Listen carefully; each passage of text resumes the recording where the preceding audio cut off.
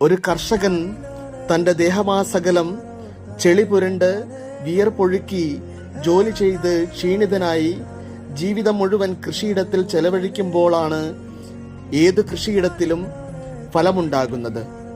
നമ്മുടെയൊക്കെ ജീവിതത്തിലും ഈ ലോക ജീവിതത്തിൽ വിജയം കൈവരിക്കണമെന്നുണ്ടെങ്കിൽ, ദൈവികമായ ദർശനത്തിലേക്ക് കടന്നു വരണമെന്നുണ്ടെങ്കിൽ, വിജയം സാധിച്ച് നമ്മൾക്ക് സന്തോഷകരമായ ജീവിതം നയിക്കണമെന്നുണ്ടെങ്കിൽ നമ്മൾ എപ്പോഴും കർമ്മനിരതരായിരിക്കണം എന്നുള്ളത് ഇന്ന് നമ്മളെ ദൈവം ഓർമ്മപ്പെടുത്തുകയാണ്.